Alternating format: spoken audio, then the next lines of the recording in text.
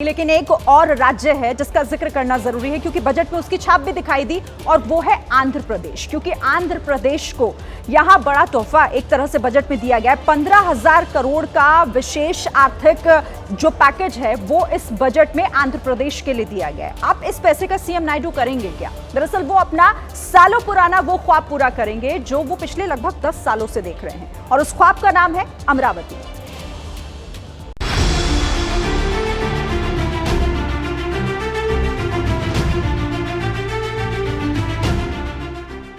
लोकसभा चुनाव के बाद जब पहली बार प्रधानमंत्री नरेंद्र मोदी और चंद्रबाबू नायडू की मुलाकात हुई तो दोनों की केमिस्ट्री ये बता रही थी कि कैसे आने वाले दिनों में ये दोनों एक दूसरे के लिए महत्वपूर्ण होने वाले हैं।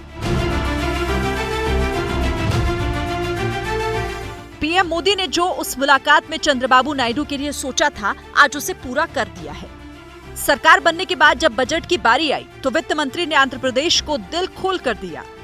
आंध्र प्रदेश के लिए बजट में 15,000 करोड़ का विशेष पैकेज का ऐलान किया गया, जिसमें अगले साल तक विशेष वित्तीय सुविधा देने की घोषणा हुई। Visakhapatnam, Chennai, Orvakal, Hyderabad industrial corridor, Hyderabad Bengaluru industrial corridor बनाने का भी ऐलान किया गया। इसके अलावा पोलावरम परियोजना को पूरा करने के लिए वित्तीय मदद और रायलसीमा, प्रकाशम और उत्तरी आंध्र प्रदेश के अति पिछड़े जिलों के लिए भी विशेष पैकेज देने का ऐलान हुआ। Andhra Pradesh Reorganisation Act for promoting industrial development, funds will be provided for essential infrastructure such as water, power, railways and roads. An additional allocation will be provided this year towards capital investment for economic growth. राजधानी अमरावती का निर्माण मुख्यमंत्री चंद्रबाबू नायडू का dream project रहा है, क्योंकि 10 साल के लंबे इंतजार के बाद आंध्र प्रदेश को नई राजधानी मिलने जा रही है और इसी अमरावती के निर्माण के लिए अब केंद्र ने आंध्र प्रदेश को 15,000 करोड़ देने की घोषणा की है। उधर टीडीपी के नेता केंद्र सरकार के इस कदम से बेहद खुश नजर आ रहे हैं। अभी जो प्रावधान किए गए इसी में से बहुत सारे हमारे जो प्रश्नों का समाधान आज मिल गया है, तो आगे जैसे चलेंगे उसके ऊपर भी हम बात करेंगे। पर आज 5 करोड़ लोग, ये टीडीपी की बात नहीं है, 5 करोड़ आंध्र के जो लोग हैं सब संतुष्ट हैं, सब खुशी हैं। All my constituency people and entire AP also feel very happy. Now development is starting. We feel it is a good initiative from the central government. हालांकि विपक्ष के नेता ये कहकर सरकार पर तंज कर रहे हैं कि सिर्फ सरकार बचाने के लिए बिहार और आंध्र को विशेष योजनाएं दी हैं।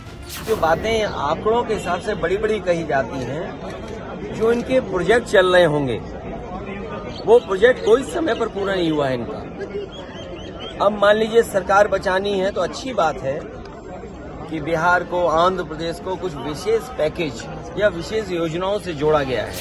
बिहार और आंध्र प्रदेश को विशेष राज्य का दर्जा न दिए जाने से विपक्ष को उम्मीद थी कि उसे सरकार को घेरने का मौका मिलेगा ताकि जेडीयू और टीडीपी को साधने का मौका मिल सके। लेकिन जिस तरह से बजट का पूरा फोकस बिहार और आंध्र प्रदेश के लिए रहा, उससे साफ हो गया है कि गठबंधन की गांठ मजबूत है जो फिलहाल खुलने वाली नहीं है।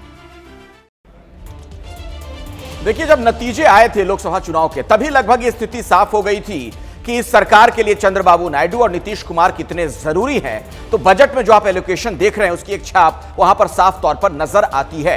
अब इन आंकड़ों पर जरा गौर फरमाइए। आप देख रहे हैं बीजेपी को 240 सीटें मिली, टीडीपी के पास 16, जेडीयू के पास 12, अन्य सहयोगी दल 25। तब यह आंकड़ा पहुंचता है 293, यानी जो बहुमत का जादुई आंकड़ा होता है उससे 21 ज्यादा। तो ये दोनों नेता, ये दोनों पार्टियां इस सरकार के लिए बहुत जरूरी हैं और विपक्ष भी इस पर इसीलिए तंज कस रहा है कि इन्हें खुश रखने की कोशिश की गई है।